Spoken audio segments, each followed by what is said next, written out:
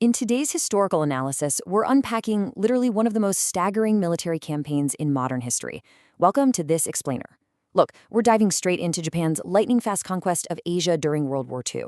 Think about it. In just 6 months, a small island nation managed to completely shatter the colonial empires of the West and redraw the entire map of the Pacific.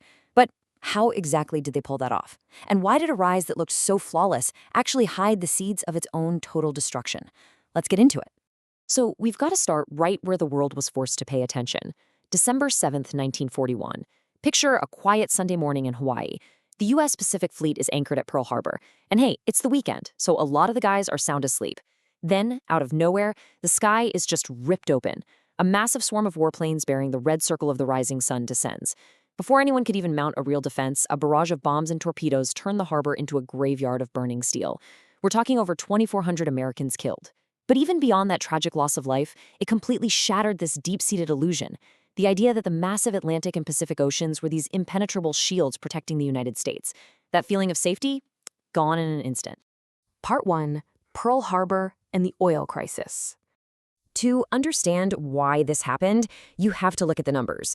At the time, Japan's massive war machine, the ships, the planes, the tanks, it all ran on imported fuel. And a whopping 80% of that oil came directly from the United States. So, when the U.S. slapped a total embargo on oil and iron in response to Japanese aggression in Asia, well, for Japan, that wasn't just a slap on the wrist, it was a literal death warrant. Their military leaders crunched the numbers and realized they only had about a year, maybe a year and a half of oil reserves left. After that, the entire military would be completely paralyzed. Cornered by this ticking clock, Admiral Isoroku Yamamoto came up with a desperate, incredibly risky, but brutally logical 3-step plan. Step 1, cripple the U.S. Pacific Fleet at Pearl Harbor just to buy some time. Step 2, use that incredibly narrow window to conquer Southeast Asia as fast as humanly possible, grabbing the Dutch East Indies for their oil and British Malaya for their rubber. And finally, Step 3, build an impenetrable defensive perimeter around all these new territories before the U.S. had a chance to rebuild and strike back. It was a massive gamble, basically betting everything on short-term shock over long-term sustainability. Which brings us to Part 2. 6 months of incredible conquest. Now, the sheer scale of this operation is honestly hard to wrap your head around. People usually just think December 7th was all about Hawaii. But actually, within mere hours and days of the Pearl Harbor strike, Japan launched these massive, highly coordinated invasions across the Philippines, Guam, Wake Island, Malaya, Singapore, and Hong Kong, all at once. This was an absolutely unprecedented military feat. Pulling off simultaneous strikes across such a gigantic expanse of ocean, it required a level of logistical perfection that literally no military in history had ever pulled off before. Take the fall of Singapore, for example. It perfectly captures the kind of tactical mismatch we were seeing. The British thought Singapore was the Gibraltar of the East, an absolute fortress. They'd spent a fortune on these massive sea-facing cannons because they were completely convinced any attack had to come from the water. The Malayan jungle behind them, they thought it was physically impassable. Well, Japanese General Yamashita completely bypassed those heavy defenses. Using light infantry and literally thousands of bicycles, his troops just zoomed through that impassable jungle, outflanked the British, and attacked from the exact direction they least expected. And the shockwaves were just as massive out at sea. In a total landmark moment for naval warfare, Japanese bombers sank the pride of the British fleet, the HMS Prince of Wales and the battlecruiser Repulse. And get this, they did it using only air power. No surface ships helped. Moving battleships had never been destroyed solely from the air before. So, stripped of their naval cover and totally outmaneuvered on the ground, the British defenses just crumbled.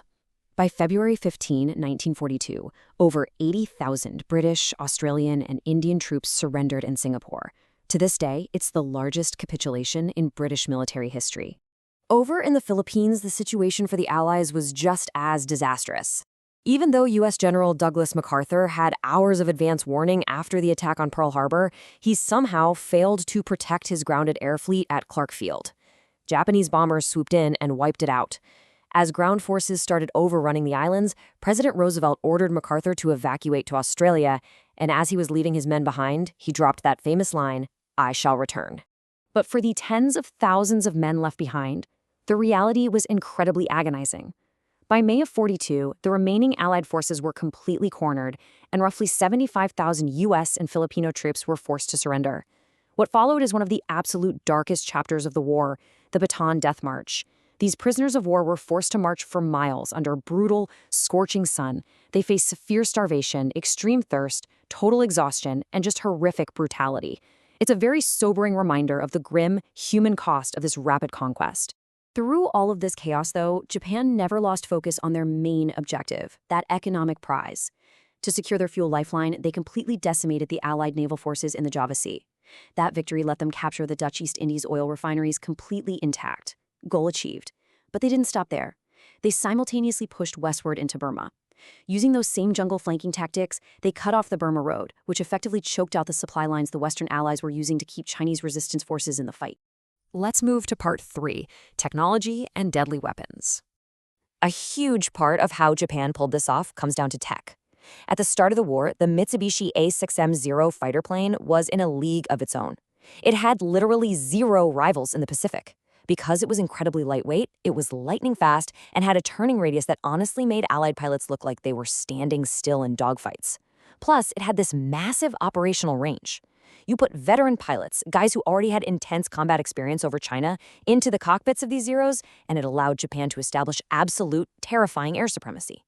Down in the water, their secret weapon was the Type 93 torpedo, which the Allies ended up calling the Long Lance. See, Western torpedoes ran on compressed air, meaning they left a highly visible trail of bubbles right to their target. You could see them coming. But the Japanese, they developed the world's first oxygen-powered torpedo. It produced virtually no wake whatsoever. It was an invisible, extremely powerful, long-range killer that gave them a massive element of surprise against unsuspecting Allied fleets. Part 4, Samurai Mindset and Battlefield Tactics. Beyond the weapons, you really have to look at the psychology. Japanese troops were deeply indoctrinated with a modern spin on the Bushido Code. From a very young age, these soldiers were taught that dying in battle for the emperor was the ultimate honor. On the flip side, surrendering, that was seen as an unforgivable shame to your family and your nation. This death-defying mentality meant that Japanese soldiers almost never retreated. If you're a Western soldier used to conventional warfare, facing an enemy who is willing to launch suicidal banzai charges rather than concede defeat, well, it completely paralyzed them. It just broke their psychological resolve. Tactically, they also completely mastered the shadows. The Japanese knew the US had better radar and superior daytime air power. So what did they do? The Imperial Japanese Navy trained relentlessly for pitch-black night combat. Their cruisers and destroyers turned into these elite nocturnal hunters. They would slip in close to Allied fleets under the cover of darkness, launch those devastating invisible long-lance torpedoes, and literally melt back into the nights before the Allies even realized they were under attack. Part 5, the seeds of fall amidst the rise. Here's the catch, though. All that tactical brilliance on the battlefield, it was actually masking a fatal, foundational strategic blunder. First off, their new empire was just geographically massive. They were stretching their supply lines dangerously thin. But secondly, and this is the catastrophic part, their entire master plan rested on one huge assumption, that giving the US a bloody nose at Pearl Harbor would force them to the negotiating table. Oops! Instead, they awoke a sleeping industrial giant.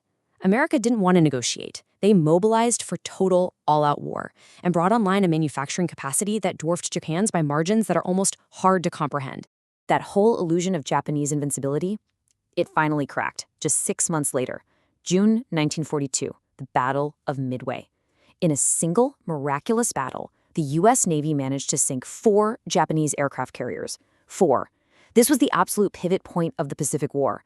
Suddenly stripped of their most potent offensive weapons, Japan's supremacy started eroding fast.